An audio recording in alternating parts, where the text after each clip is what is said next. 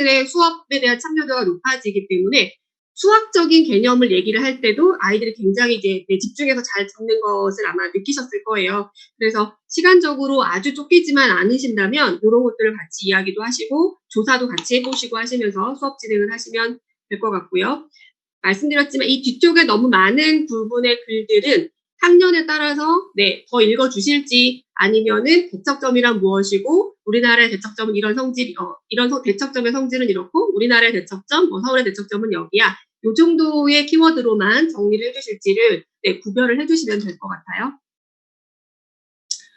뭐 여기 보시면 뭐 대척점 효과 이런 어떤 그 용어들이 나오니까요. 말씀드린 것처럼 이런 부분들은 학생들이 듣고 있는 그 난이도에 맞춰서 좀 정리해 주시면 될 것 같습니다.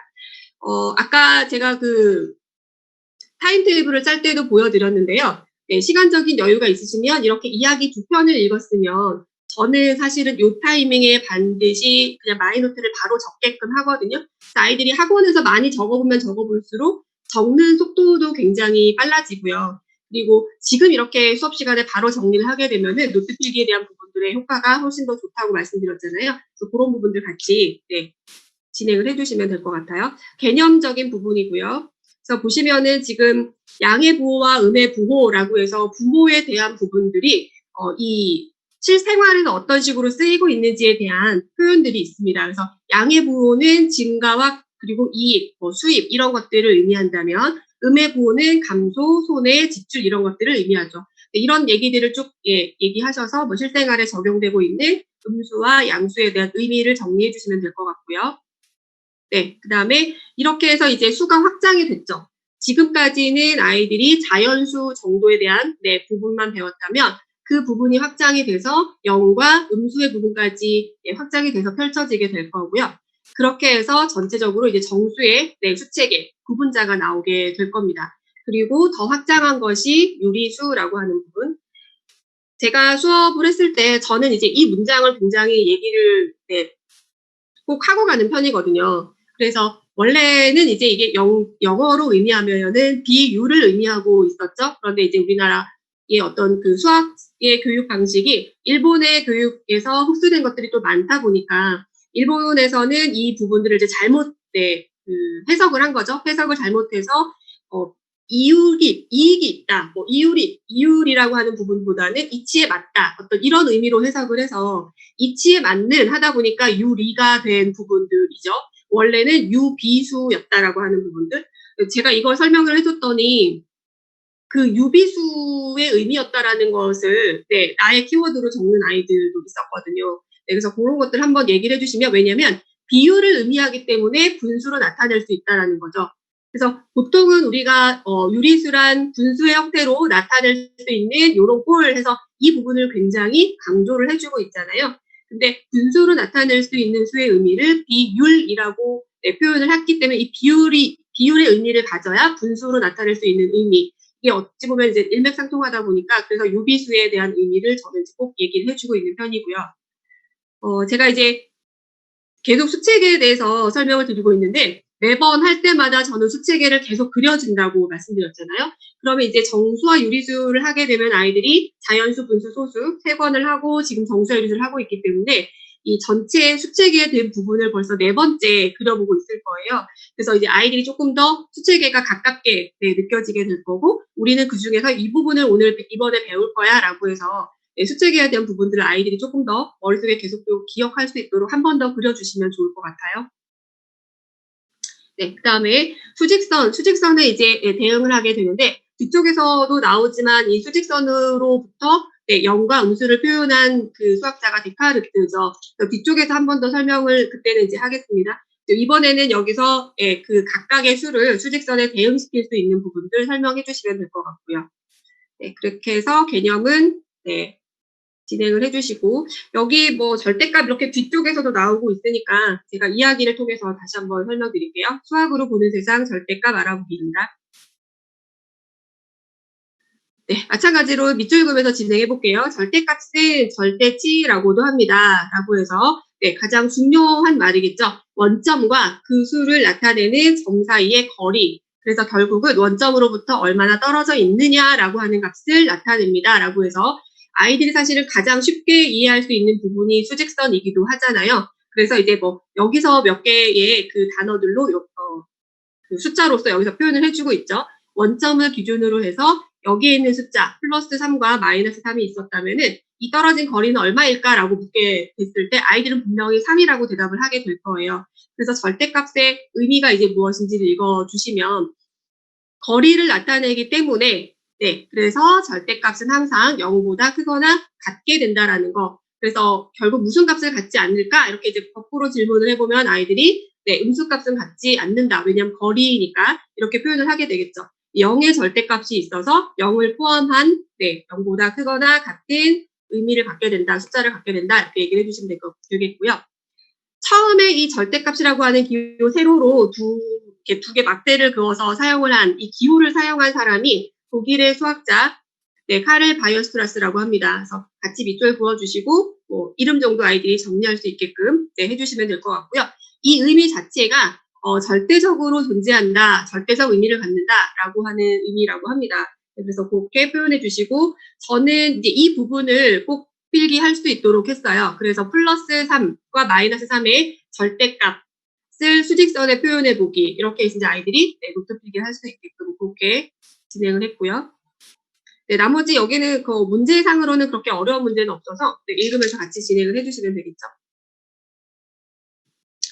저는 여기 보시는 것처럼 이제 앞부분에는 가벼운 문제가 있고요. 뒤쪽에는 이제 뭐 수직선을 나타내면서 이렇게 해서 조금 몇 문제가 더 추가가 되어 있는데, 이런 부분에서는 뭐 예를 들어 2번에서는 뭐 1, 2, 3번을 중에서 몇 번만 풀어주고 또 3번에서는 수직선을 나타내 본 것만 한다든지 이렇게 해서 저는 이제 조금 골라서 수업 시간을 조금 골라서 하는 편이고요. 나머지 소 문제들은 과제로 해올 수 있도록 그렇게 넘겨준 편이에요. 그렇게 해서 선생님께서 정해서 수업을 해주시면 될 것 같아요. 다음 수보세는 수직선의 정수 나타내기입니다. 아이들이 이제 뭐 먼저 그림을 보자마자 뭐 자기네들끼리 벌써 막 얘기하고 이렇게 시작을 하더라고요. 그래서 이제 같이 역시 밑줄 그어주시면서 시작을 해주시면 되겠고요. 아까 이제 절대값 같은 경우에는 저는 학년이 조금 윗학년 친구들 같은 경우에는 이런 표현도 노트 정리를 한번 시키긴 했어요. 6학년 애들 진행할 때 뭐 예를 들어서 절대값 A 어떤 수 A가 이렇게 있을 때 나중에 이제 그 학년이 올라가서도 배우는 개념이잖아요. A라고 하는 값이 0보다 클 때, 크거나 같을 때와 0보다 작을 때의 의미를 둬서 얘가 뭐 A로 나온다거나 마이너스 A로 나온다거나 이렇게 되는 의미를 그냥 이제 얘기하면 잘 모르니까요. 숫자를 집어넣어서 2였을 때와 뭐 마이너스 2였을 때를 비교했을 때 어떻게 되는지 결국 얘가 2로 나오고 얘도 2로 나오게 되면 얘는 부호가 바뀌어서 나오는 그 의미 이 부분을 기호로 표현하면 이렇게 된다라고 해서 이런 것도 뭐 필기를 시켜주셔도 되겠죠. 학년이 좀 높다면 수직선에서 정수 정하게 해보겠습니다. 읽어주시면 되겠죠. 그래서 오늘의 운세를 본 뭐 한 번쯤은 있을 겁니다. 쭉 이렇게 읽어주시고 12가지 동물 이 부분은 저희가 자연수책에서 거의 하고 오거든요. 아이들이. 그래서 얘들아 12지 나왔다라고 이제 얘기를 하면서 우리 12지가 뭐였는지 한 번 더 기억해 볼까요? 라고 유도를 해서 한 번 더 기억할 수 있도록 해주셔도 좋겠고요. 이 별자리도 바로 12가지의 그 동물이 연결되어 있던 12지와 별자리도 12개의 별자리, 그래서 12궁이라고 한다는 거, 그래서 12개의 별자리는 황도 12궁 이렇게 표현을 해서 얘기를 해주시면 되겠고요. 먼저 황도 12궁을 이해하기 위해서는 황도에 대해서 알아야 합니다. 황도가 뭘까요? 라고 이제 얘기해서 지구가 태양 주위를 공전하고 있다는 사실을 모두 알고 있죠. 이때 얘기해서 지구가 살고 있는 우리들에게는 태양이 움직이고 있는 것처럼 보일 수 있다. 황도라고 하는 것은 우리가 보는 태양의 이동 경로 이것을 황도라고 하고요. 이 황도, 그러니까 움직이는 이동 경로 안에 12개의 별자리가 있는 거죠. 그래서 그것을 황도 12궁이라고 한다라고 하는 이야기가 바로 정리되어 있으니까요. 이런 부분들을 이제 밑줄 그어 주셔서 아이들이 노트 필기 할 수 있도록 진행을 해주시면 되겠고요. 결국은 밑에 보시면은 뭐 나의 별자리라고 해서 쭉 정리될 수 있어요. 그래서 아이들과 별자리 알아보는 거 뭐 이런 것들이 조금 간단하게 진행해 주시고 문제를 푸시면 되겠습니다. 여기도 어쨌든 이제 기준점을 놓고서 플러스와 마이너스 뭐 예를 들어서 처녀자리를 기준으로 한다면 전갈자리는 얼마나 떨어져 있을까? 뭐 이런 식으로 이제 물어보는 거거든요. 그래서 여기 주어진 문제들도 있지만 선생님들께서 이 기준점을 바꾸셔서 다르게 또 질문을 해서 여러 번 절대값도 물어보시고 또 음수의 자리 위치도 물어보시고 이렇게 해서 여러 번 좀 반복을 해주신 다음에 넘어가시면 그렇게 많이 어렵진 않기 때문에 학년이 4학년 친구들이어도 무리 없이 잘했던 것 같거든요. 그렇게 조금 재미있게 이야기해 주시면서 진행을 하시면 됩니다. 그 다음에 세계 월 평균 기온. 제가 지금 아까 그러니까 이야기 2편 읽었고, 개념 진행했고, 수보세 2편을 읽은 거거든요, 지금까지. 요 정도면은 아마 거의 한 차시가 끝났을 거예요. 그러면 이제 다음 날이 되겠죠? 2차 시가 시작이 됐을 때는 전 시간에 배웠던 부분들을 아이들이 조금 더 복습할 수 있도록 지난번에도 말씀드렸지만 마이노트 펼쳐서 간단하게 복습하고 진행을 해주시면은 아이들이 기억에 조금 더 오래 남을 거고요. 오늘은 이제 세계 월 평균 기온에 대해서 해보자라고 이제 얘기를 하시면 되겠고요. 2017년 8월 30일 카리브해에서 발생한 허리케인 아마서 혹시 이거 알아요? 이렇게 이제 질문을 던져주시면 될 것 같아요. 제가 여러 번 말씀드리지만 저희 수업은 아이들에게 질문을 하는 부분으로 시작을 해주시면 가장 좋다라고 말씀드렸잖아요. 너희들 허리케인 알아요? 예를 들면 아마 알아요? 뭐 이렇게 해서 아이들에게 계속 질문을 유도해서 답변을 유도하는 거죠. 이것은 이제 강력한 위력을 지닌 초대형 허리케인이었다. 허리케인 아마로 인해서 초토화되었고 여러 피해를 받게 됐다라는 뭐 얘기들 이렇게 해주시면 되겠고요. 그럼 얘들아 태풍의 이름은 어떻게 결정될까요? 이제 이렇게 진행을 해주시면 되고요.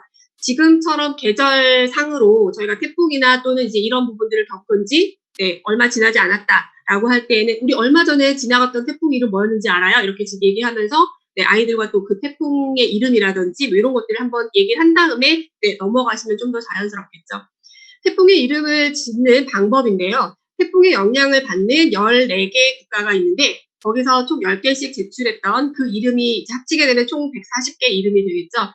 이 140개 이름이 국가명의 알파벳 순서에 의해서 정해지도록 되어 있고요. 이 부분들은 세계 기상기구 WMO예요. 여기서 정하는 발음과 뭐 기억이 쉽도록 짧고 간단한 이름으로 번갈아 가면서 사용을 하고 있다.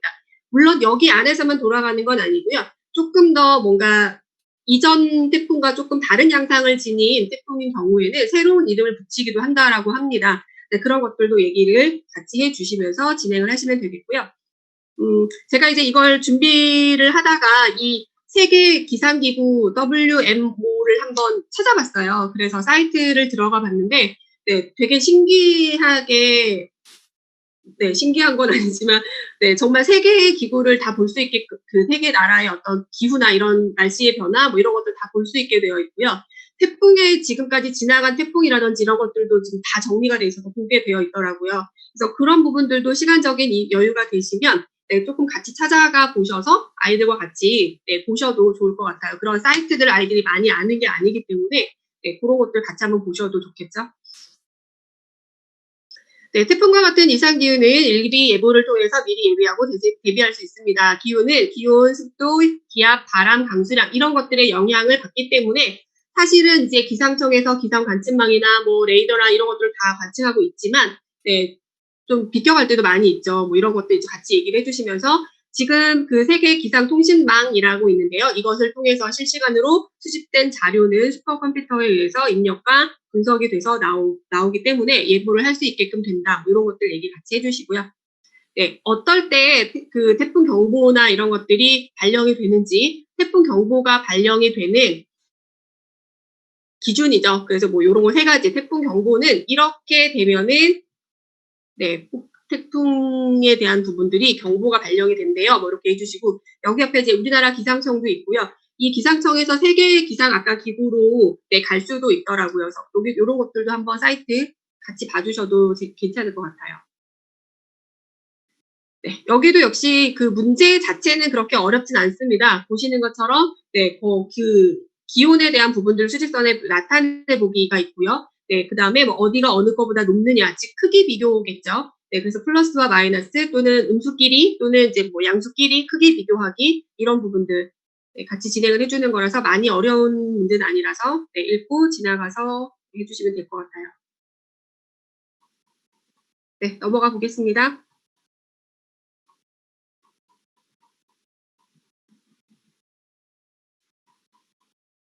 네, 두 번째 소단원이고요.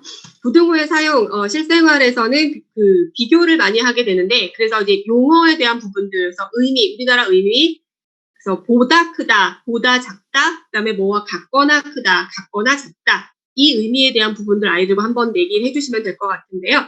어쨌든 아이들이 부등호에 관련된 부분들은 거의 대부분은 4학년이나 5학년 과정에서 이미 배웠던 경우가 훨씬 많았던 것 같아요. 그래서 이 의미를 물었을 때 아이들이 크게 모르는 아이들은 많진 않았는데 그래도 뭐뭐 보다 크다가 뭐 우리나라 얘기로 하자면은 뭐 초과에 해당되는 부분, 뭐뭐보다 작다는 미만에 해당하는 부분 이런 것들도 한번 정리를 더 해주시면서 넘어가도 괜찮을 것 같고요. 부등호는 한자로 아닐, 부, 같을 등 이름호를 사용하는데 같지 않음을 나타내는 기호입니다. 뭐 이렇게도 얘기해 주시고 그럼 언제부터 부등호를 사용하게 되었을까의 의미죠. 보시면은 15세기 말부터 17세기 초에 문자를 사용하게 되면서 대수학을 기호화하게 되었다. 대수학이라는 것 자체가 기호로 나타낸 수학이 되는 거죠. 그래서 대수 기호들이 만들어지게 되었는데 이때 부등호 기호가 나타나게 된 거고요.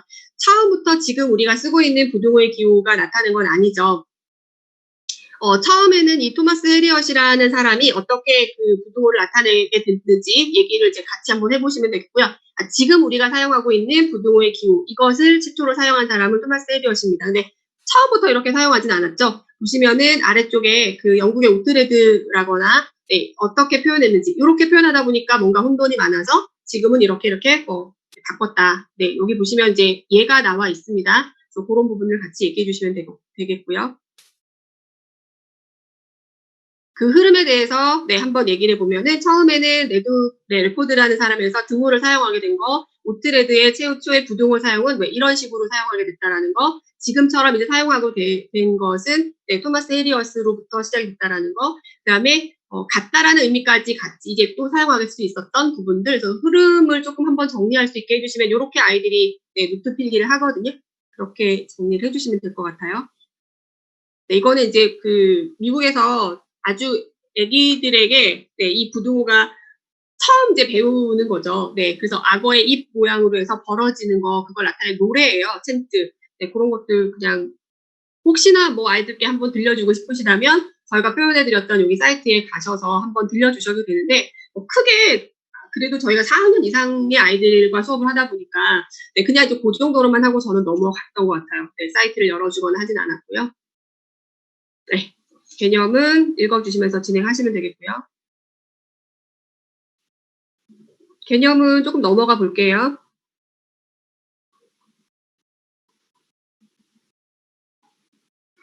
그다음에 놀이공원에서의 수의 어림. 자, 여기서는 이제 아까 저희가 처음에 표현드렸던 이 부분 있죠. 이상에 대한 부분들은 크거나 같은 수. 그래서 기호는 이렇게 되고 수직선으로 나타낼 때는 색깔을 칠한 상태에서 오른쪽으로 이동하는 거야. 그래서 이 아이들 사실 저는 표를 그냥 정리하게끔 했거든요.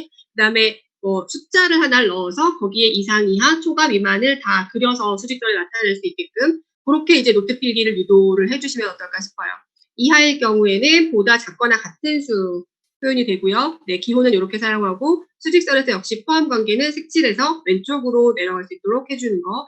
초과라고 하는 부분들은 뭐뭐보다 큰 수, 그래서 A를 포함하지 않는다는 것을 등호가 들어가지 않았죠. 그런 부분들을 해주시고 포함하지 않기 때문에 하얗게 색칠해서 크니까 오른쪽 이런 식으로 해서 이것들 정리할 수 있도록 해주시면 될 것 같아요.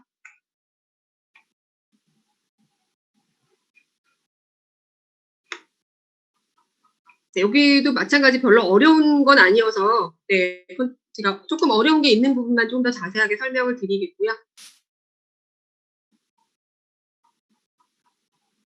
근데 이제 학년에 따라서는 이 보다 작지 않고 이런 부분들은 사실은 좀 어려워하는 친구들도 있잖아요. 그래서 저는 이걸 다시 한번 해석을 해주는 편이에요. 그래서 여기 그 보기 3번처럼 있었을 때 보다 작거나 같은 수는 뭐지? 이렇게 해서 요거의 의미를 준다거나 보다 작지 않고 작지 않다라는 건 어떤 의미일까? 크지 않다라는 건 어떤 의미일까? 사실 이 표현은 중학교 2학년 아이들도 뭐랄까 좀 왔다 갔다 하는데 좀 혼동이 많은 용어인 것 같아서 이런 부분들은 다시 한번 정리를 해주는 것 같아요. 작지 않고 작지만 않으면 돼 얘들아. 그럼 어떻게 해도 될까? 이렇게 해서 물어서 작지 않고는 크거나 같다라는 의미이다. 이런 것들 정리할 수 있게끔. 네. 그런 다음에 찾아보자. 이렇게 이제 해주는 거죠.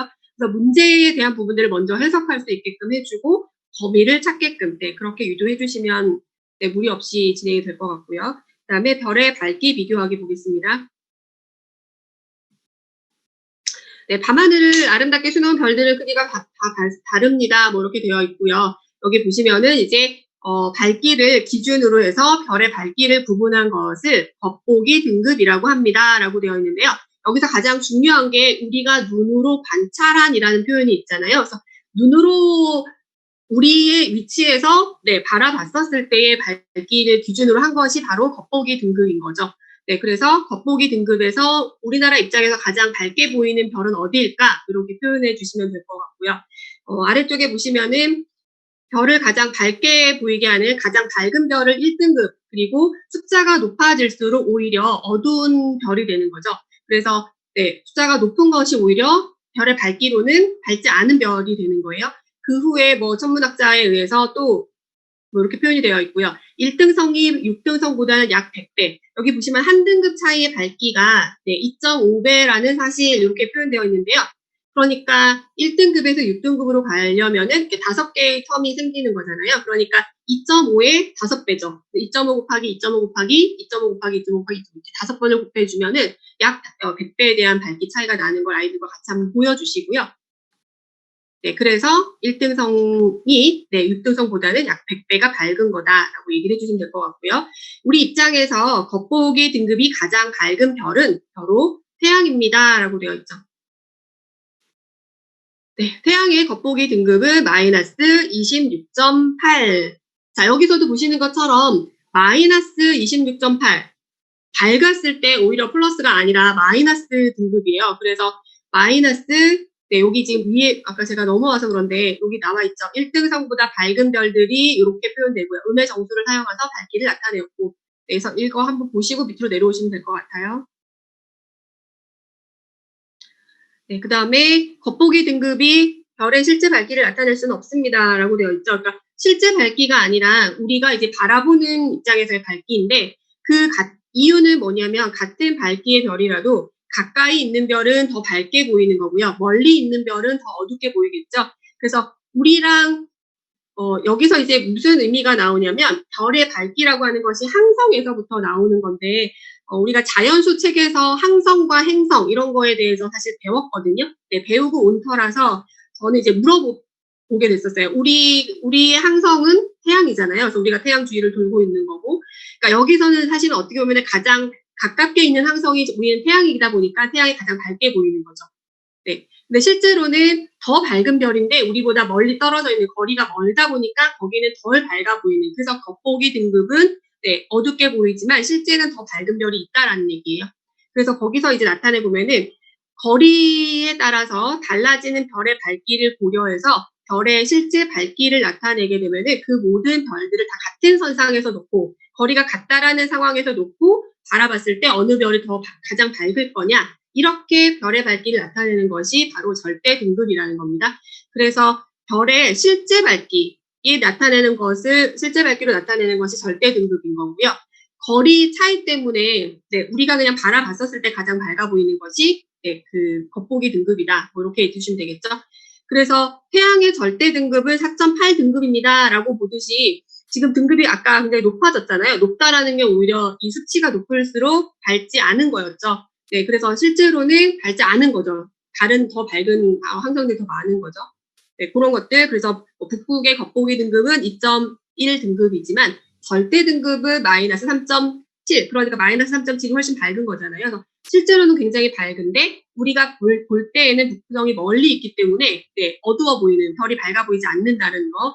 그 의미가 네, 아래쪽에 있어요. 그래서 그런 부분들 아이들과 얘기를 하면은 금방 알아듣더라고요. 그래서 그렇게 표시해 주시면 되겠고요. 그러면 이제 저는 질문이 실제로 절대 등급으로서 가장 밝은 별은 어딜까? 네, 이렇게 이제 궁금증을 또 던지면 아이들이 또 아는 친구들은 막 대답을 할 수도 있고요. 아니면 제가 네, 잘하는 네, 서칭을 하셔가지고 가장 절대 등급이 가장 높은 별 이렇게 하면은 순서가 쭉 나오더라고요. 네, 그래서 이제 같이 보시고 네, 얘기를 해주시면 될 것 같아요. 네, 여기는 지금 각각의 항성별로 겉보기 등급과 절대 등급을 정리를 해놓은 겁니다. 네. 그래서 그걸 통해서 네, 겉보기 등급을 기준으로 해서 수직선 위에 나타내봐라 되어 있고 절대 등급이 가장 뭐 높은 별부터 낮은 별까지 뭐 순서대로 정리해 본다거나 이거는 수치만 보면은 네, 알 수 있는 거라서 네, 그렇게 문제를 푸시면 될 것 같아요. 여기는 그렇게 막 어려웠거나 하진 않았던 것 같고요.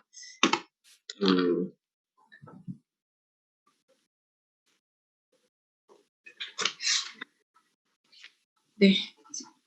문제는 마찬가지로 이걸 이제 수업 시간에 다 풀어주기에는 문항이 조금 많을 수도 있어서 네, 일부만 풀어주시고 나머지는 과제로 주시면 됩니다. 네, 그 다음에 물에 끓는 점과 어는 점은 몇 도일까요? 네, 지금 과학적인 이야기가 많이 나왔을 때는 저도 사실은 과학적인 지식이 많은 편은 아니어서 아이들과 같이 얘기할 수 있는 것들이 풍부하지는 않아요. 그래서 그럴 경우에는 그냥 여기 있는 컨텐츠로만 네, 정독하셔서 네, 읽어주시면 되고 개 중에는 과학이 뭐 이야기 책을 읽어봤다거나 이런 친구들도 있어서 오히려 학생들이 네, 얘기를 하는 경우도 있었고요. 어제 제가 5학년 친구들 자연수 요즘 수업을 하고 있는데 자연수에 저희가 그 최소 공배수를 할 때 뭐 태양, 지구, 달 이렇게 해서 일식에 관한 부분들 정리가 되고 있는 파트가 있었어요. 근데 금환일식이라 그래서 태양, 달, 지구 이렇게 해서 달이 태양을 가려서 네, 저희가 이제 금환일식, 태양의 띠를 보게 되는 거죠. 근데 어떤 친구가 저걸 코로나라고 하잖아요. 이렇게 얘기를 하더라고요.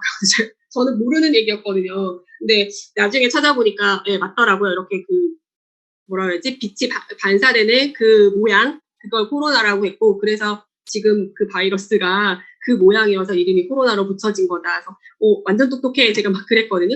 그런 식으로 해서 그냥 아이들이 오히려 아는 부분들은 유도가 될 수 있기 때문에 너무 이 컨텐츠에 선생님들이 살을 많이 붙여야 된다라고 부담은 갖지 않으셔도 될 것 같아요. 그래서 이 문장 자체도 역시 그냥 과학적인 이야기들이기 때문에 네, 용어나 아니면 가장 뭐 아이들이 꼭 알아야지 되는 그런 것 정도로만 네, 필기를 시켜주시면 될 것 같습니다. 물은 몇 도에서 끓을까요? 뭐 요 정도이겠죠. 그래서 100도에서 끓고 네, 0도가 되면은 녹아서 0도 아래로 내려가면서부터는 이제 얼기 시작하겠죠. 이런 부분들의 그 온도 자체를 저희가 뭐 어는 점, 끓는 점 이렇게 얘기하는 거. 그다음에 뭐 고체, 액체, 기체 세 가지 상태로 존재를 하는 부분들. 그래서 이것을 상태 변화라고 하는 부분들. 네, 이렇게 해서 문제 읽어주시고 그냥 정리해 주시면 될 것 같고요. 저는 그냥 학년에 따라서는 뭐 깊게 나가도 되지만 그렇지 않은 경우에는 이런 것들을 그냥 상태 변화라고 해요. 라고 하고 이 그림에 대한 설명을 네, 해줬어요. 그리고 이 그림을 노트 필기할 수 있도록 그렇게 진행을 해줬고요. 그다음에 이것도 자연수 책 읽을 때 아마 있었던 내용인 것 같아요. 그래서 물을 먼저 가열하게 되면 온도가 높아지게 되죠. 그렇게 되면 이제 분자 운동이 활발해지게 된다. 라고 해서 뭐 서로 당기는 힘이 생기게 되고 뭐 이런 부분들, 네, 그런 부분들에 의해서 얘기가 되는 거, 뭐 끓는 점, 이런 단어 정리만 먼저 해주시면 될 것 같아요.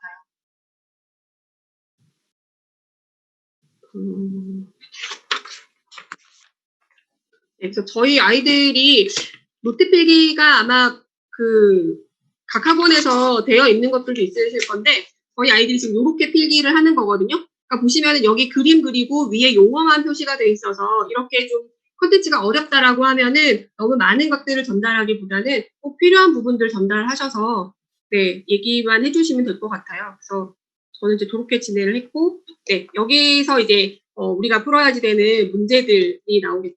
이렇게 정리해 주시면 됩니다. 넘어가 볼게요.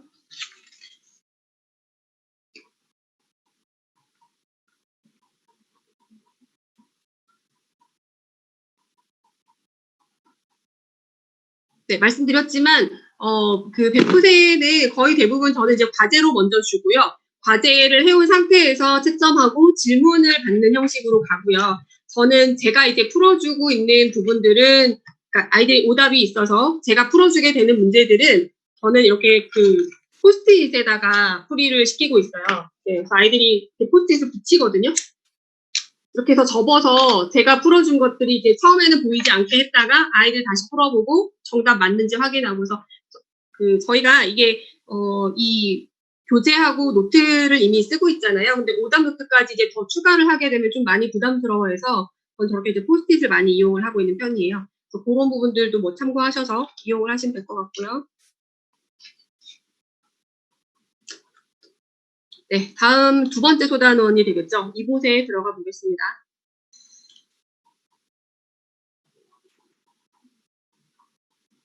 네, 0보다 작은 음수의 개념에 대해서입니다. 기원전 2세기경 이렇게 나오죠. 그래서 2세기는 애들 아까 제가 앞단원에서 앞에 그 처음에 이야기에서 얘기를 했었기 때문에 네, 2세기면 언제쯤일까요? 이제 그렇게 물어보고 네, 뭐 얘기를 한번 해주시면 될 것 같고요. 중국의 가장 오래된 수학책이 바로 구장산술이죠. 여러 번 등장할 거기 때문에 아이들이 한번 기억할 수 있도록 해주시면 좋을 것 같아요. 중국의 가장 오래된 수학책, 네, 유희가 쓴 구장산술이죠. 구장산술에 의해서 음수의 계산이 행해지고 있다라고 했던 부분들, 그래서 중국에는 산목, 그 산가지를 통해서 네, 이 음수를 표현을 했는데요.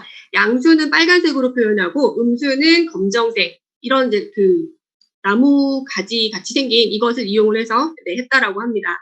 네, 그리고 뭐 산목을 비스듬하게 놓아서 음수를 나타내기도 했고요. 이것이 나중에 후에 서양 쪽에서는 6세기 경에 아까 보셨던 브라마쿠타에서 0이 정리되고 난 후에 네, 이 브라마쿠타가 음수와 양수의 개념을 가지고 재산과 빚으로 네, 비유했다고 해요. 그러니까 재산이 늘어나면 이제 플러스 양수가 계속 늘어나는 거고 빚이 계속 늘어나면 마이너스가 계속 늘어나는 거죠. 네, 이 부분들에 의해서 이 브라마쿠타가 사실은 이제 그 예전에 서양에서는 수학에 대한 부분들을 양을 표현을 하는 걸로 쓰였잖아요. 자연수라고 하는 부분들이 아이들과 첫 시간에 얘기했지만 세는 데 사용하는 숫자들이었죠. 그러니까 양이라거나 뭐 길이라거나 이런 어떤 실질적으로 존재하는 수를 표현하는 것에서 네, 수가 발전되어 오다 보니까 음수를 받아들이기가 굉장히 힘들었다고 합니다. 그런데 브라마쿠타의 이 재산과 빚의 비율을 통해서 사람들이 이제 조금씩 이제 깨우치게 돼서 음수를 받아들이게 됐다라는 그런 이야기들이고요. 사실 이 음수는 저희가 알고 있는 뭐 자연수, 분수, 소수, 그리고 더 나아가서는 무리수까지 받아들인 이후에야 음수를 받아들였기 때문에 굉장히 서양에서 늦게 받아들인 수 중에 하나죠. 네, 그다음에 뭐 적합하지 않다 그래서 계속 이렇게 마이너스가 나올 경우에는 뭐 오히려 전제 조건이 틀렸다 뭐 이렇게 이제 표현하기도 했고 적합하지 않은 개념이라고 생각했다고 하죠. 음수가 유럽으로 전파된 것은 한참 후인 12세기 경입니다. 실제 존재하는 보시면은 실제 존재하는 것들을 표현할 수 있는 수 이것만을 진정한 수로 여겼기 때문에 네, 그렇게 표현이 안 되는 거는 가짜의 수라고 얘기했다라고 하고요. 그래서 이것을 부정적인 수라라고도 표현했다라고 합니다. 네, 그렇게 해서 이제 데카르트로부터 조금씩 이제 깨어져 오다가 데카르트가 아니죠. 브라마쿠타로부터 깨어져 오다가 나중에 이제 이 데카르트에 의해서 수직선에 네, 기하적으로 표현된 이 수직선에서 음수를 표현하게 되면서 양수와 음수에 대한 어떤 대칭관계 이런 부분들로 수를 양수가 있는 것만큼 음수가 존재할 수 있다라는 것을 받아들이기 시작했다라고 하고요.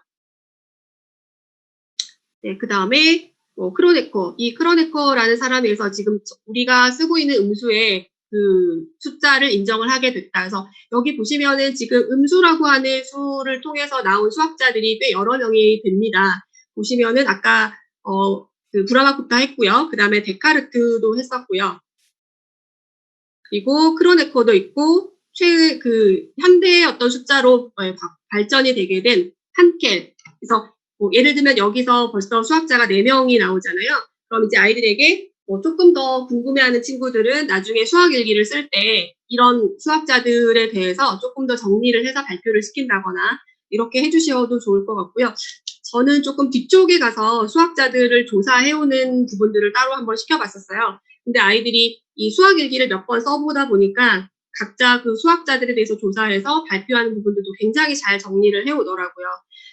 아시겠지만 나중에 보시면은 그 고등학교 수학 그 수행평가 내용 중에 한 가지이기도 해요. 네. 어떤 수학자들에 대한 일생을 조사하고 어떤 업적을 남겼는지 업적 조사하고 네, 그런 부분들을 조사하는 부분들이 고등부에 가면 수행평가 자료에 나오더라고요.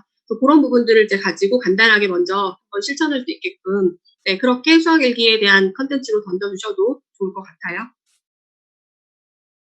네, 넘어가 보겠습니다.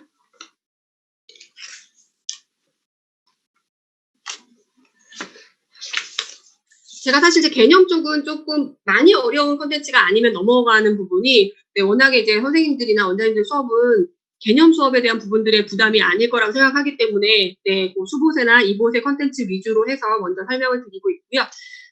이 부분 같은 경우에는 아까 제가 말씀드렸지만 이야기를 읽고 나서 저는 여기 수보세로 먼저 온다고 말씀드렸어요. 수보세에서 오히려 활동을 통해서 아이들이 먼저 원리나 네, 이런 부분을 좀 깨친 다음에 네, 개념에 가서는 오히려 정리를 하는 단계 네, 그렇게 거꾸로 수업을 하니까 훨씬 더 아이들이 이해가 쉬웠거든요. 여기 왜냐하면 이제 조금 자세하기도 하고 네, 아이들이 좀 활동할 수 있는 부분들도 있어서 네, 여기로 먼저 오셔서 수업하는 걸 권해드립니다. 거북이나 토끼가 뭐 오른쪽으로 이동하는 거, 왼쪽으로 이동하는 거, 이 부분을 가지고 뭐 얼마만큼 떨어져 있느냐, 동쪽으로 떨어져 있느냐, 서쪽으로 떨어져 있느냐, 이걸 통해서 동쪽은 양의 보호, 서쪽은 음의 보호를 놓고 이동한 거리를 표현했었을 때, 네, 뭐 얘와 얘가 거리의 차이는 얼마일까? 뭐 얘와 얘가 이동한 거리는 얼마일까? 얼마나 더 갔을까? 뭐 이런 것들 이제 얘기하는 부분이고요. 보시면은 이 덧셈과 뺄셈에 대한 부분들은 저희가 그 뒤쪽에 네, 이렇게 저희가 이걸 딱지라고 하는데 플러스 딱지, 마이너스 딱지를 표현을 해드렸잖아요. 이게 샘돌학습이라고 해서 너무 많이들 아시고 계실 겁니다. 이 샘돌학습은 교과서에도 나오고 있는 네, 부분이고 저희가 교재나 아니면 저희 카페에 있는 홈페이지 있죠. 그 카페에 오시면은 동영상 자료, 네, 동영상 자료로도 올려드렸어요. 그래서 제가 수업을 해봤는데 이렇게 동영상을 먼저 활용해서 보시고 네, 그 다음에 이 딱지를 가지고 한번 놀아보고 이렇게 하셔도 되는데 보시는 것처럼 저는 딱지를 이렇게 동그랗게 자르기 힘들어요. 그래서 그냥 이렇게 쭉쭉쭉 세로로 잘라서 아이들한테 쭉 내주고 네, 이제 이걸 가지고 노는 거죠. 먼저 네, 플러스 딱지 3개, 또 플러스 딱지 5개, 그러면 플러스 딱지가 몇 개일까? 네, 이런 식으로 이제 놀아보는 그 수업인 거고요. 사실은 플러스 마이너스가 섞여 있는 덧셈은 그렇게 많이 어렵지는 않았던 것 같아요. 네, 그래서 이렇게 이제 설명해 주시고 덧셈 뺄셈까지 같이 묶어서 설명을 해 주신 다음에 네, 그러니까 여기는 플러스 딱지 3개, 여기 마이너스 딱지 3개. 물론 아이들이 그 오른쪽으로 한번 갔다가 왼쪽으로 다시 오면은 0이라는 다시 제자리라는 걸 알게 되니까 그 부분에서 표현해서 이건 한번 정리해 주셔야겠죠. 플러스 1과 네, 플러스 딱지 하나랑 마이너스 딱지 하나가 만나게 되면은 0이 되는 개념. 네, 요건 한번 정리를 해 주실 거고요. 그리고 나서 네, 이 딱지를 가지고 움직이는 부분들을 정리를 해 주시면 될 것 같아요. 여기는 지금 계속 수직선이 나와 있는 거라서 네, 여기 이제 샘돌 모델이라고 하죠. 샘돌 모델을 생각했을 때에 플러스 2 더하기 플러스 3인 경우에는 네, 플러스 딱지 5개. 이건 어렵지 않았고요. 플러스 딱지 5개랑 마이너스 딱지 2개가 되면은 네, 이렇게 2개를 묶게 되면 0이 되죠. 그래서 남은 것은 네, 플러스 딱지 3개. 그러니까 이렇게 저는 바로 식으로 안 가고요. 얘를 가지고 학년에 따라서 물론 다르지만 굉장히 그냥 많이 놀았어요. 네, 저도 숫자를 부르고 아이들도 한 명씩 돌아가면서 각자 숫자 한번 불러보고 그래서 그걸 더하기도 해보고 빼기도 해보는 걸로 해서 이 딱지를 가지고 굉장히 여러 번 논 다음에 그러고 나서 제가 어제 동영상을 사실 저는 수업할 때 동영상을 보진 않고 이걸로만 수업을 했거든요. 그런데도 크게 문제 없이는 지나갔는데 어제 저희 그 홈페이지에 올라가 있는 동영상을 보니까 굉장히 재미가 있더라고요. 네, 그리고 굉장히 쉽게 되어 있어서 선생님들께서는 사실은 이 동영상을 한번 보여주시면서 수업하시는 게 네, 굉장히 도움이 될 것 같고요. 제가 이걸 한번 공유를 혹시 이제 수업을 활용하신 분도 계시겠지만 네, 또 활용하지 않아 보신 분도 계실 것 같아서 제가 요건 한번 공유를 해드리고 갈게요. 네, 잘 보이시나요? 이 수업인데요. 쌍을 0으로 네, 그러니까 하나하나 만나면 0이 된다라는 거.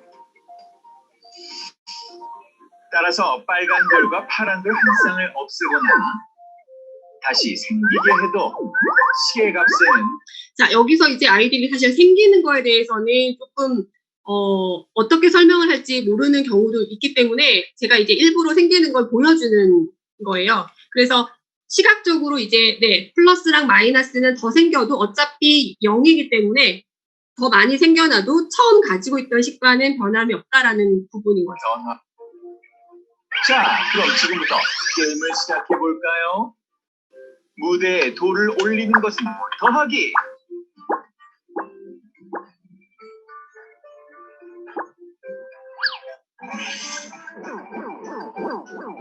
네, 이 동영상이 덧셈 뺄셈뿐만 아니라 곱셈까지도 다 정리를 해주고 있어서 저는 이제 얘를 한번 보여주고, 그러니까 덧셈 뺄셈까지만 이걸 보여주고 수업을 하시면 굉장히 네, 아이들의 효과가 있을 것 같아요. 쏴. 네. 덧셈, 그다음에 뺄셈에 관한 부분인데 여기서 한번 보실게요.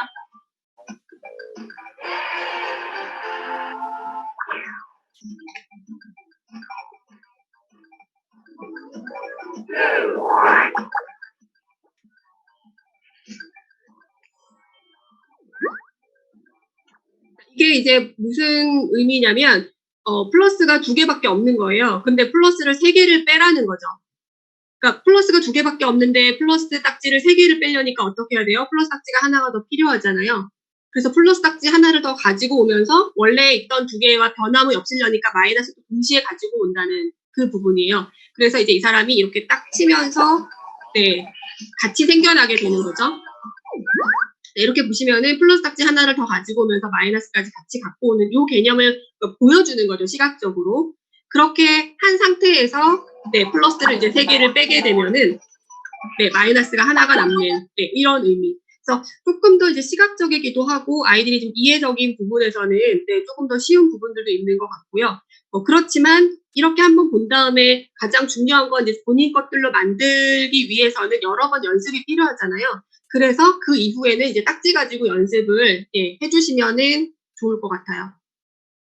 저는 4학년 친구들하고는 이 딱지를 가지고 여러 번 플러스 게임과 마이너스 게임을 한 다음에 제가 A4 용지를 하나씩 쭉 내주고요. 자기가 문제를 만들어서 네, 이 플러스 딱지랑 마이너스 딱지를 붙이게 했거든요. 그래서 정수의 덧셈 뺄셈에 뭐 샘돌 학습 이렇게 해서 저는 이제 그렇게 했던 부분들을 밖에 게시를 해놨었어요. 학부모님들이 보시고도 굉장히 좋아하셨던 부분이 생각나서 네, 그렇게 한번 진행해 보시는 것도 좋을 것 같아요. 네, 덧셈 뺄셈인데요. 이 뺄셈에서 아이들이 사실은 가장 어려웠던 부분들이 이런 거죠. 마이너스 개념. 네, 마이너스가 왜 플러스가 되는지. 근데 이제 아이들이 빚이라는 거랑 재산이 늘어나는 거 이런 부분에 대해서는 쉽게 받아들이잖아요. 그래서 뭐 예를 들어서 플러스 A다 그럼 이걸 재산으로 얘기를 한다면은 A만큼의 재산이 있는 거죠. 그리고 마이너스 A 하게 되면은 A만큼의 빚이 있는 거잖아요. 그런데 마이너스의 마이너스 A인 거예요. 그러면 A만큼의 빚이 없죠, 원래는. A만큼의 빚을 마이너스 하니까 뭐 뺐다라는 거잖아요. 빚을 빼게 되면 얘들아 무슨 의미일까? 라고 하면 아이들이 빚을 갚은 거예요. 이렇게 얘기를 하거든요. 그러니까 A만큼의 빚을 갚은 거예요. 빚이 줄었으니까. 그래서 이거는 A만큼의 빚이 줄었다라는 의미. 줄었다라고 하니까 이거는 갚았다라는 의미겠죠. 그래서 갚았다라고 하는 것은 결국은 그 입장에서 보면은 네, 늘어놓은 거잖아요. 돈이 늘어나는 거니까 오히려 플러스가 된 거죠. 이렇게 이제 먼저 한번 설명을 해줘서 네, 마이너스에 대한 개념을 한번 익혀준 다음에 그 다음에 이제 샘돌로 와서 같이 또 놀아보고 아까 보셨던 것처럼 이제 동영상도 한번 보여주고 이렇게 충분히 이제 정리를 하고 이렇게 놀고 난 다음에 그러고 난 다음에 개념을 정리를 해주면 좋을 것 같아요. 그래서 이 부분은 사실은 저는 아예 한 차시로 빼거든요. 덧셈과 뺄셈 한 차시로 빼서 충분하게 어린 학년일수록 충분하게 시간을 줘서 네, 학습을 할 수 있도록 그렇게 지도를 해주시면 좋겠고요. 처음부터 이 유리수가 좀 힘들다라고 하시면 첫 시간에는 이렇게 분수 계산이 있는 거는 안 하셔도 돼요. 제가 해보니까 4학년 친구들은 안 그래도 분수 자체도 어려운데 정수에서부터 여기 유리수까지 갑자기 같이 들어오니까 좀 힘들어 하더라고요. 그래서 첫 시간에는 유리수 부분은 빼시고 정수의 덧셈과 뺄셈 부분만 먼저 문제를 풀리시고요. 아이들이 어느 정도 연습이 된 후에 다음날 네, 여기 유리수까지 같이 진행을 해주시면 어떨까 싶습니다. 네, 쭉 정리가 되셨다면은 이제 오히려 개념 파트로 가서 네, 다시 한번 정리해 주시고 네, 진행을 하시면 되겠고요.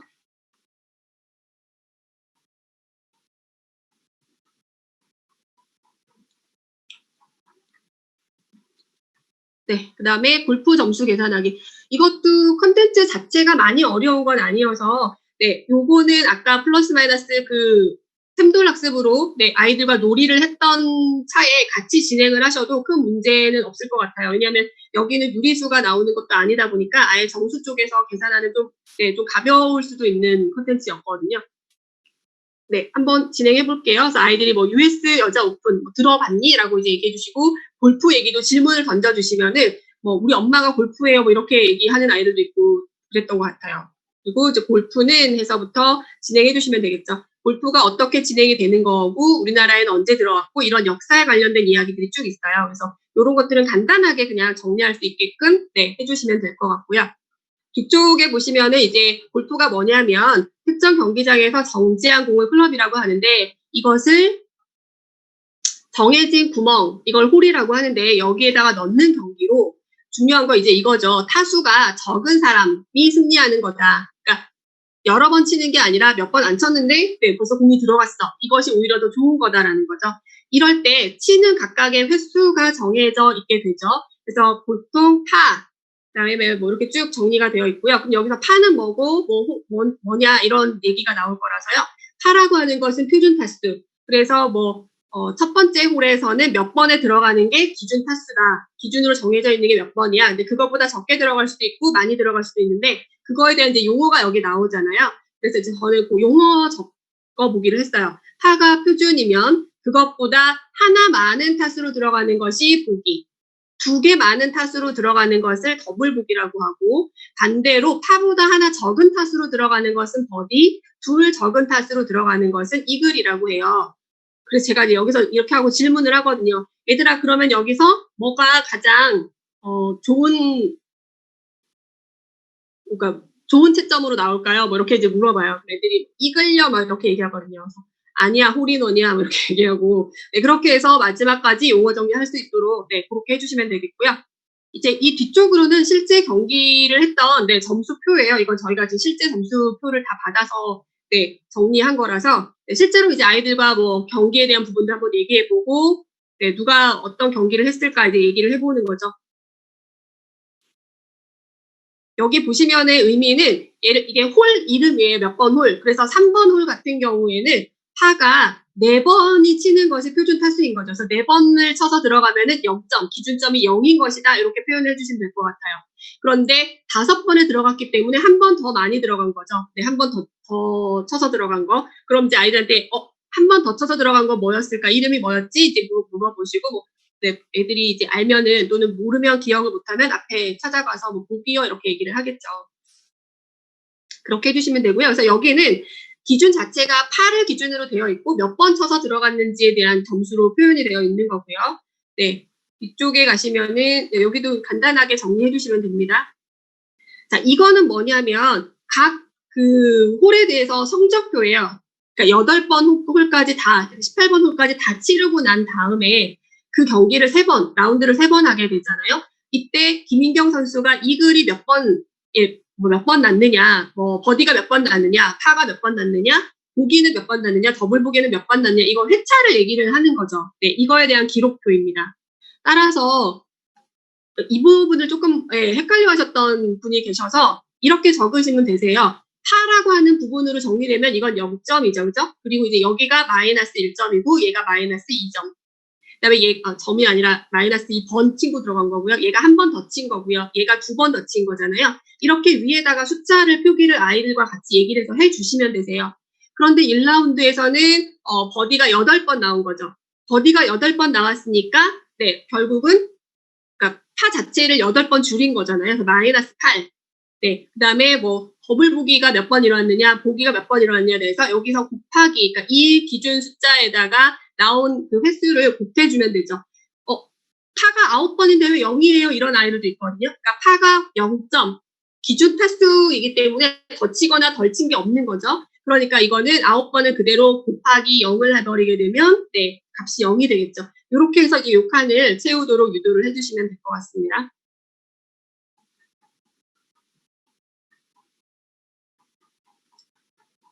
네, 그래서 여기도 사실은 문제가 굉장히 이 플러스 마이너스에 대한 계산 자체가 굉장히 많은 편이에요. 근데 보셨겠지만 그 골프 점수 자체가 아주 복잡한 점수가 나오지는 않거든요. 그래서 아까 말씀드린 것처럼 초반에 연습할 수 있도록 그렇게 해주시면은 좋을 것 같아요. 네, 그 다음 컨텐츠는 16강에 관련된 겁니다. 월드컵 밑줄 그어주시고, 네, 세계 선수권 대회를 의미하지만 우리는 4년에 열리는 세계 최고의 축구 대회를 떠올릴 수 있겠죠. 그리고 뭐 중국 국제 축구 연맹의 이름이 뭐예요? 아이들 거의 대부분 다 알고 있어요. 그래서 이런 것들 밑줄 그어서 네, 월드컵이 몇 년마다 열려요? 뭐 이런 것들 물어보면서 정리를 해주시면 되겠고요. 보통 월드컵은 보시면 개최국을 제외하고 31개국이 지역 예선을 통해서 본선에 진출이 되고 있죠. 따라서 총 출전한 경기 나라는 32개의 나라가 되는 거잖아요. 그러니까 32의 나라에서 보시면 이제 뭐 어떻게 출전되고 이런 얘기들이 쭉 있는데요. 용어 자체를 보시면은 리그전이 있고 토너먼트에 관련된 이야기가 나와 있습니다. 그래서 아래쪽에는 용어 정리는 나와 있으니까요. 네, 사실 굉장히 많은 아이들이 알고는 있었어요. 그래서 다시 한번 정리해 주시면 될 것 같아요. 그래서 전체 32개의 국은 네, 4개 팀씩 해서 8개 조로 배정이 되고요. 이때 올라오는 거는 리그전으로 친다. 그러고 나서 네, 다 이제 두 팀씩 올라가니까 두 팀씩 올라가고 나면은 총 16개의 팀이 남아져 있겠죠. 각 조마다 두 팀씩 올라가게 되는 거 아이들과 얘기를 해주시고 그것을 이제 16개 팀이니까 우리가 16강이라고 하는 거 16강부터는 토너먼트 경기를 치르게 된다라고 해서 네, 쭉 정리해 주시는데 조금 학년이 있는 친구들 같은 경우에는 그러면은 우승팀이 가려지기까지 몇 번 경기가 될까 네, 이런 것들도 한번 나중에 사실 이제 확률에서 나오는 부분이잖아요. 그래서 그런 것들도 한번 네, 같이 계산해 보셔도 재미있을 것 같아요. 네, 그러고 네, 여기는 이거 자체는 그닥 어렵진 않아서 네, 진행해 주시면 되겠네요. 네, 다음 콘텐츠는 마방진입니다. 네, 마방진은 어떤 거냐라고 해서 한번 밑줄 긋게 해주시고요. 마방진은 이제 시초에 대해서 나와 있는데요. 중국 전설에 따르면 네, 2000년경에 한나라 우왕 시절에 장마철에 낙수라는 강의 범람을 막기 위해서 제방을 쌌던 중에서 거북이가 한 마리 드러나게 되죠. 이 거북이의 등에 총 9칸의 숫자가 적혀 있었는데 이 숫자의 배열들이 그 합이 가로, 세로, 대각선의 합이 네, 15로 모두 같았다라고 하고요. 이것을 바로 하늘에서 내려준 것이라고 생각해서 낙서라는 이름을 지었다. 이것이 바로 마방진의 시초이다.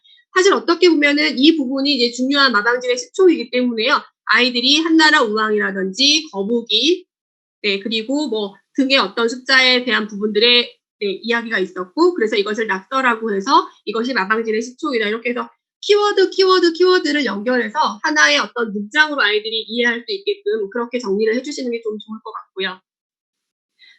그 중에서 이제 우리나라에 관련된 부분은 나중에 숙종 때이죠. 숙종 때 그 수학자 최석정이 쓴 구수략에 보면은 가로 세로 9칸씩 해서 총 81개 숫자 이것을 정리해 놓은 우리나라의 어떤 마방진이라고 볼 수 있겠는데요. 이 이름이 바로 지수기문도이다. 라고 얘기해 주시고 그다음에 이제 서양의 마방진에 관련된 이야기들이 쭉 있습니다. 그래서 이거는 그냥 밑줄 쳐주셔도 되고 네, 저는 사실 그냥 읽어만 줬어요. 가볍게.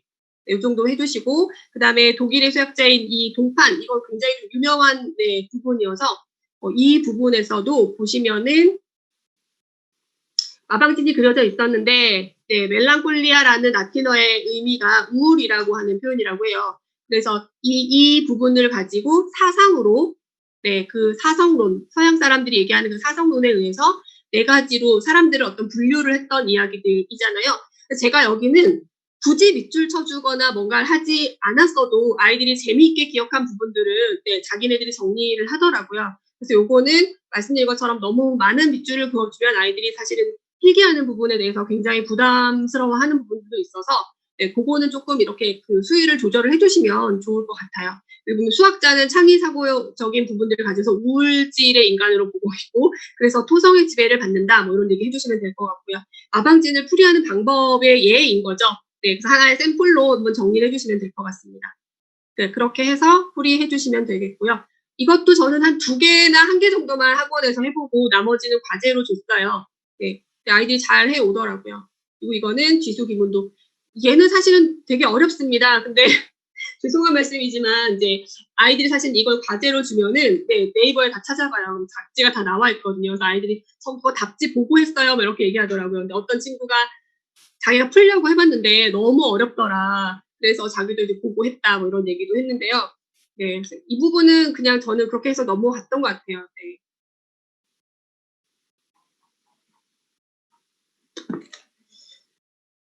네, 그리고 뭐 아니면은 이런 부분을 좀 더 재밌게 하시려면은 마방진에 관해서 뭐 한 문제씩 뭐 더 준비해 오기 아니면은 뭐 어떤 친구가 낸 마방진의 값을 뭐 찾아보기 뭐 이런 것들 네, 좀 더 진행을 하셔도 될 것 같고요.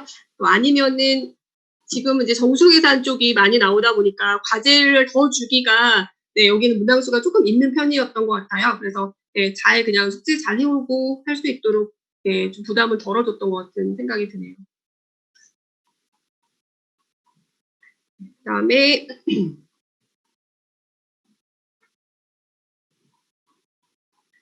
네, 정수의 곱셈과 나눗셈입니다.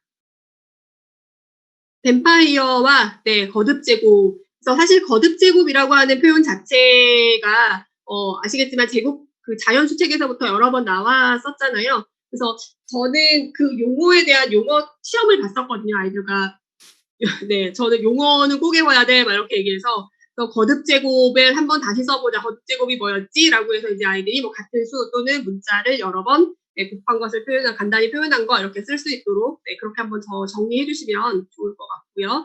뭐 이런 거는 사실 이제 영화에 관련된 제목이라서 그냥 유도해 주시는 대로 저는 썼어요. 뭐 이거 본 사람 있어요? 아니면 들어본 사람 있어요? 뭐 이렇게 얘기해서 요즘 워낙에 좀비에 관련된 이야기들이 많잖아요. 그래서 얘들아 뱀파이어와 좀비가 무슨 차이일까? 이렇게 전 질문을 던지기도 했거든요. 애들이 네, 뱀파이어랑 좀비의 차이 알아보기. 네, 뱀파이어는 잘생겼고요. 좀비는 무섭게 생겼죠. 네, 어떤 표현을 그런 게 있더라고요. 뱀파이어는 살아있는 생물이면서 뭔가 바이러스에 의해서 표현되는 그런 거인 거고, 좀비는 죽은 사람의 시체이면서 뭔가 바이러스가 전파된 이렇게 네, 분류를 한 것도 있더라고요. 네, 중요한 건 아닙니다. 그냥 아이들과 이렇게 재미있게 얘기도 그냥 해주시면 되는 거고요. 이 부분이 이제 생식법이 어떤 이분법에 대한 부분이다. 그래서 중요한 거는 이제 이 뒤쪽에 있는 표라고 보시면 되겠고요. 그래서 결국은 처음 하나로 시작했을 때 하나로 시작해서 이제 둘이 되는 거. 그 다음에 여기서 또 이렇게 잘라지고 또 갈라지게 되니까 여기가 2였다면 여기는 2의 제곱이 되겠죠. 그리고 이제 또 분류가 되면은 여기는 2의 4제곱이 될 거고요. 이런 식으로 해서 예, 이분법은 2의 거듭제곱의 값이 되는 거잖아요. 그런 표현을 정리해 주시면 네, 될 것 같습니다. 여기 그림 나와 있으니까 그 부분을 2가 되고 네, 여기가 1이었으면 여기는 2가 되고 뭐 2의 제곱이 되고 여기는 2의 4제곱, 세제곱이 되고 이런 느낌들 네, 그런 것들 한번 정리해 주시면 될 것 같아요.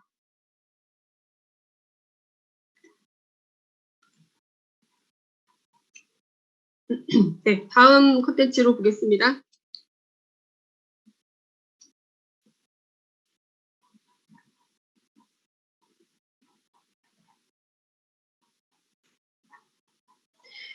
이 곱셈 같은 경우도 저는 그 뒤쪽에 있는 수봇에 먼저 진행을 하고요. 그리고 역시 이제 이 개념 쪽으로는 나중에 와서 네, 표현을 해줬어요. 그러니까 그 동영상 아까 제가 잠깐 같이 봤던 동영상에 보시면 뒤쪽에 그 곱셈에 관련된 부분들도 나와 있거든요. 그래서 처음에 앞단에서는 동영상의 일부 덧셈 뺄셈 과정만 보여주시고 뒤쪽에 이제 곱셈은 놔뒀다가 여기 곱셈 쪽에 와서 보여주시고 난 다음에 네, 그 다음에 여기서 정리를 해주시면 될 것 같아요. 네, 그래서 요거는 잠깐 놔두시고요. 저는 얘를 먼저 한 게 아니고 샘도를 먼저 저는 했어요. 샘도를 먼저 해서 아이들이 부부에 대한 곱셈 네, 이런 것들을 먼저 정리를 먼저 하고 나서 여기 앞에 네, 네, 여기를 먼저 했습니다. 여기 보시면 이제 우리 이번에 샘돌 가지고 곱셈을 한번 해볼까요? 라고 해서 네, 곱셈을 하게 되죠. 여기 곱셈에 대한 정리를 보시면은요. 이 플러스 2를 플러스 3을 3번 곱하는 것은 플러스 3, 3번 플러스 2를 3번 덧셈하는 것과 같다. 이 문장에 대한 부분들 네, 이런 것들 정리해 주시고 결국은 플러스 2를 3번 더하는 개념 네, 이렇게 해서 정리해 주시고 마이너스 2 곱하기 플러스 하면 얘를 3번 더하는 개념 네, 이렇게 해주시면 되겠죠.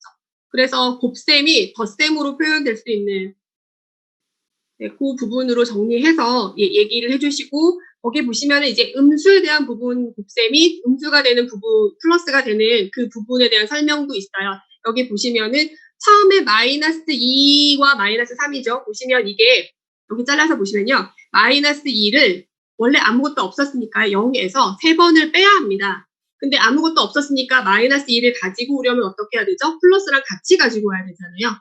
그래서 같이 가지고 온 거예요. 그래서 여기서 한 번, 마이너스 2였으니까 이렇게 한 번, 두 번, 세 번을 가지고 온 거죠. 그런 상태에서 마이너스를 빼는 거예요. 그러니까 결국은 플러스만 남게 되는 거죠. 그래서 이 개념으로 해서 곱셈이 덧셈으로 정리되는 부분으로 표현을 해주면 처음에는 아이들이 조금 어려워하는데요. 네, 동영상도 보여주고 다시 이제 이거 가지고 조금 여러 번 놀고 하면은 좀 정리가 되더라고요. 그래서 아까 제가 보여드렸던 동영상에 맨 마지막에 이렇게 여러 번 해보면서 같은 숫자, 그러니까 똑같이 숫자는 바꿔서 마이너스 곱하기 마이너스를 여러 번 해본 다음에 얻어지는 결론은 음수 곱하기 음의 정수 곱하기 음의 정수는 양의 정수가 됨을 알 수 있다라는 결론을 거기서 지어주거든요. 그런 것처럼 이제 저희도 아이들과 이렇게 숫자를 가지고 몇 번 놀아보고 나서 결론으로 정리를 해주시고, 그리고 나서 이제 앞단으로 가서 다시 이제 문제를 풀어주고 정리해주시고 개념으로 아이들이 마무리할 수 있게 해주시면 될 것 같아요. 어쨌든 4학년 친구들은 처음에는 이 곱셈에 대해서 조금 어려워했던 것 같아요. 덧셈 뺄셈을 이해했었을 때보다는. 근데 5, 6학년 정도 됐었을 때는 뭐 아주 어렵게는 느끼진 않았고요. 아까도 말씀드렸지만 유리수 부분은 조금 뒀다가 다음 시간에 해주셔도 될 것 같습니다. 네, 이거는 이제 음수의 부호가 몇 개냐에 따라서 그 전체적인 식의 부호가 계산되는 부분들, 이런 것들 정리해 주시면 되는데요. 이 부분이 사실 뒤쪽에서 한 번 더 나옵니다. 뒤에 한번 넘어가 볼게요. 네, 여기 수카드로 곱셈식 만드는 이 개념에서 한 번 더 정리가 되고 있죠. 절대값의 곱에서 음의 부호의 개수, 이것이 바로 전체 식의 부호를 결정하게 된다라고 하는 거. 그래서 이렇게 해서 한번 정리를 해주시면 될 것 같고요. 결국은 이 놀이카드에서 가장 큰 값과 가장 작은 값을 만들려면, 그 결과가 가장 큰 값 또는 가장 작은 값을 만들려면 어떻게 해야지 될까? 이제 질문하셔서, 이 숫자들도 숫자지만 이 부호에 관련해서 어떻게 부호를 가지고 와야지만 가장 큰 숫자를 만들거나 가장 작은 숫자를 만들 수 있을까라는 질문을 던져서 거기서 이제 여러 번 이제 진행을 해보신 다음에 이 수카드로 와서 문제 풀이를 해주시면 될 것 같아요. 이것 역시 지금은 유리수로 수카드가 준비가 되어 있다 보니까 처음부터 아이들이 이제 뽑아서 하기가 어려울 수도 있거든요. 처음에는 정수로 먼저 해주시고 그 다음에 유리수로 문제 풀이를 해주셔도 괜찮을 것 같고요.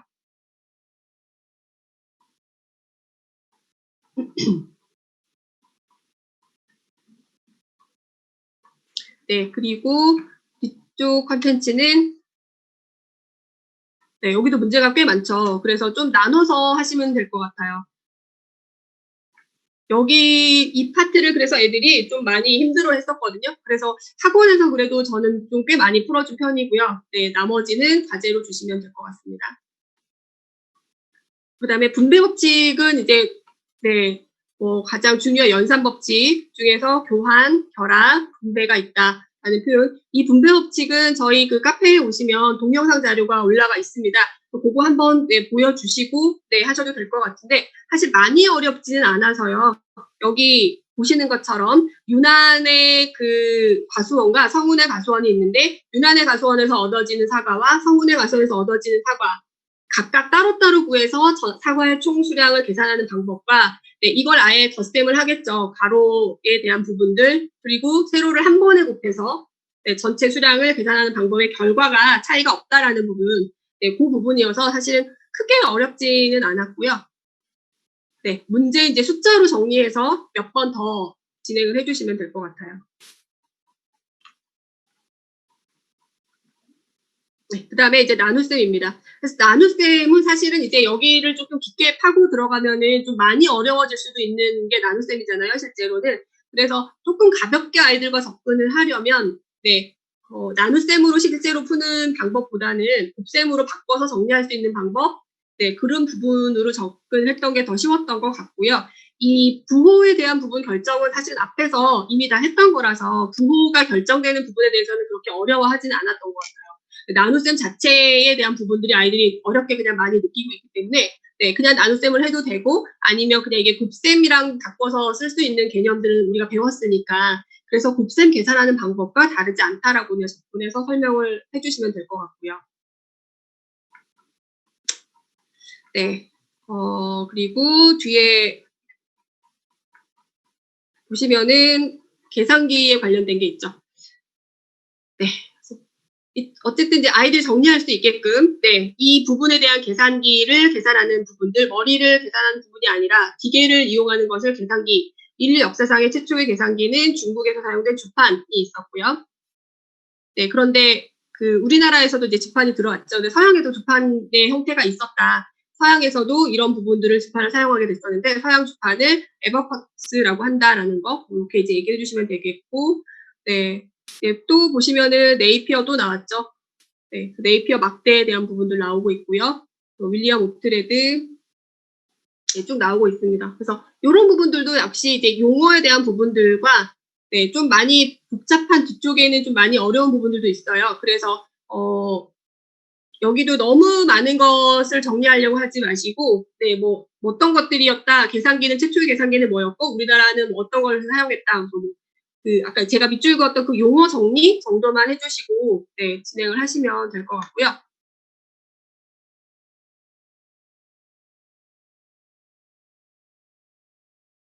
네. 그다음에 이제 보시면 이제 공학용 계산기에 대한 설명인데요. 이 부분은 설명을 해주셔야지만 아이들이 뒤쪽에서 문제를 풀 수가 있습니다. 그래서 여기에 이제 버튼에 대한 설명이 있죠. 버튼 키. 그래서 MC가 알려주는 것이 네, 그 지금까지 계산했던 것들을 이제 지워주는, 네, 클리어하는 기능인 거고요.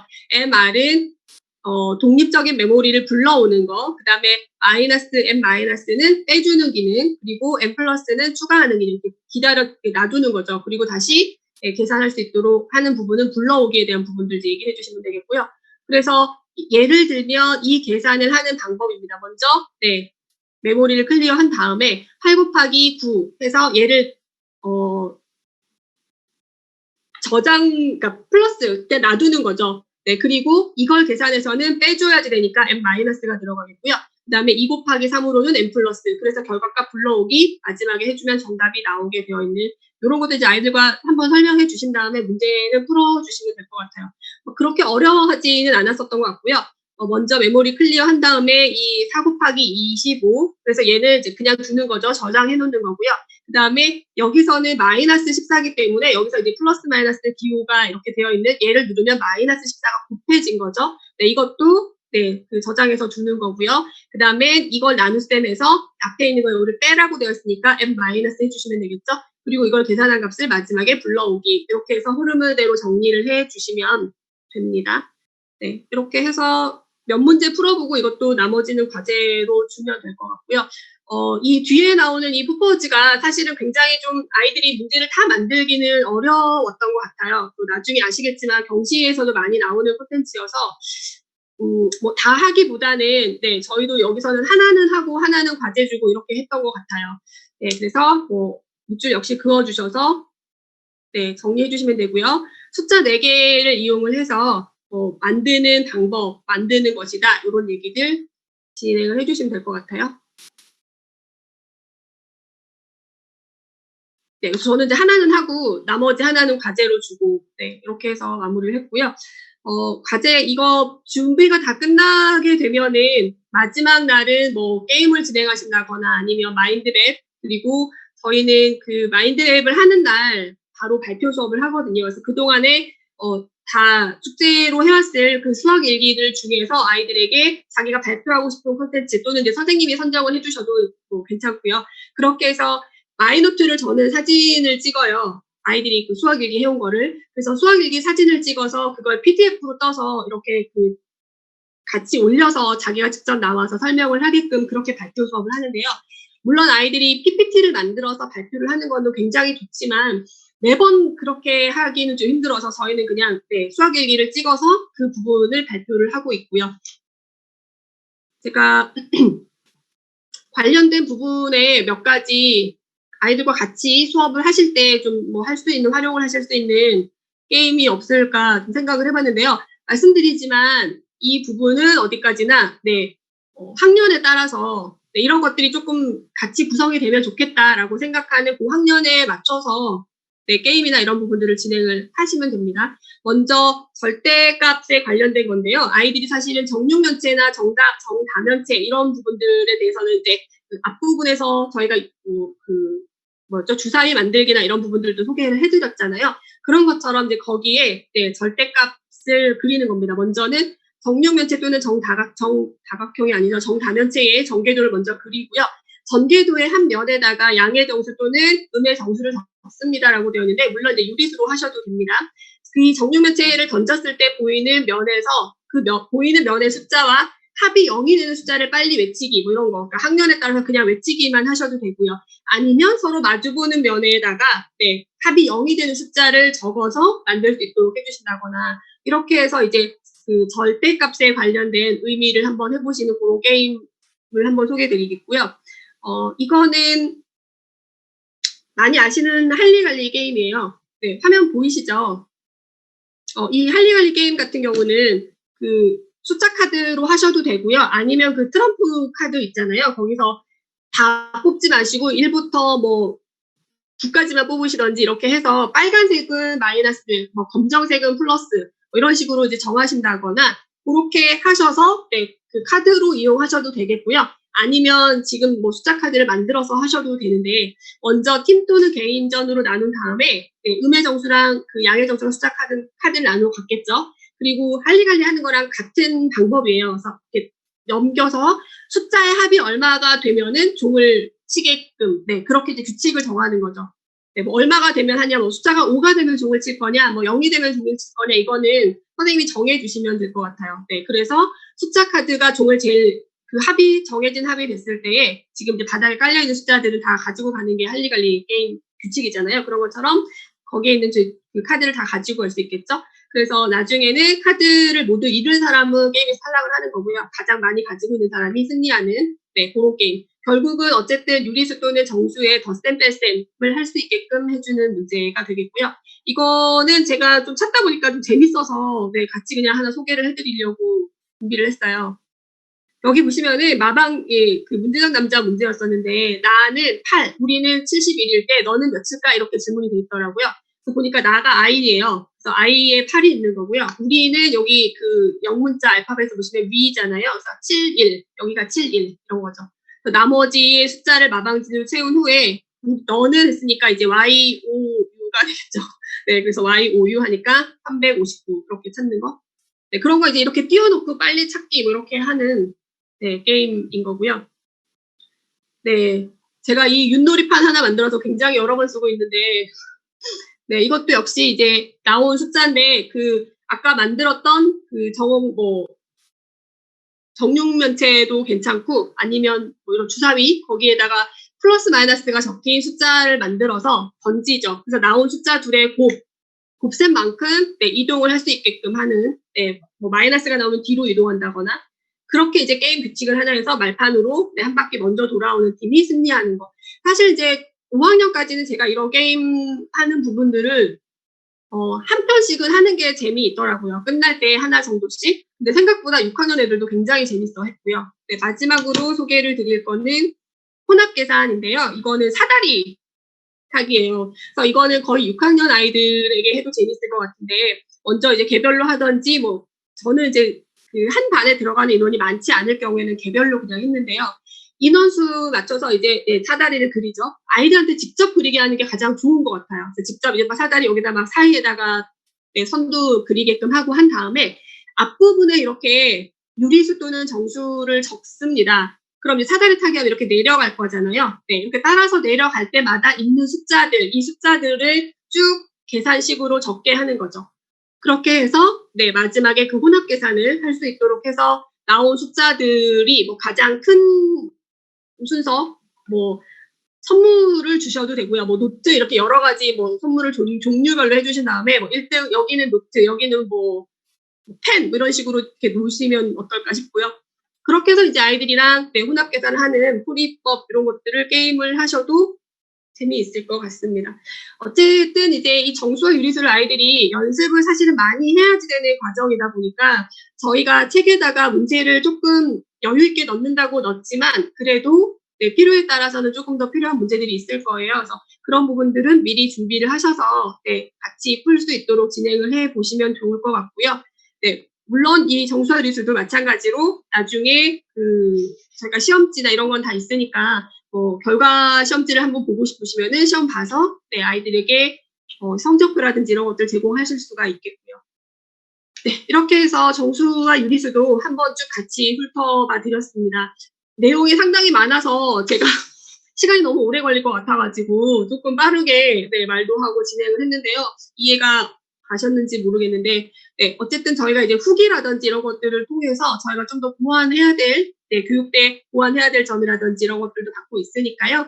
같이 교육을 들으셨던 분들은 네, 바쁘시지만 후기나 또는 이제 강의안 이렇게 작성을 해주셔서 보내주시면 저희가 조금 더 교육적인 부분에서도 힘도 나고 네, 좀 더 발전할 수 있을 것 같아요. 저희도 노력하겠습니다. 오늘 네, 또 바쁘신데 같이 들어주셔서 감사하고요. 혹시 질문 있으시면은 개인 카톡을 주시거나 아니면 네, 교육 후기에 남겨주시면 답변 드리도록 하겠습니다. 네, 오늘도 감사하고요. 고생하셨습니다. 내일은 기아 파트 입제도형 교육이 준비되어 있습니다. 네, 감사합니다.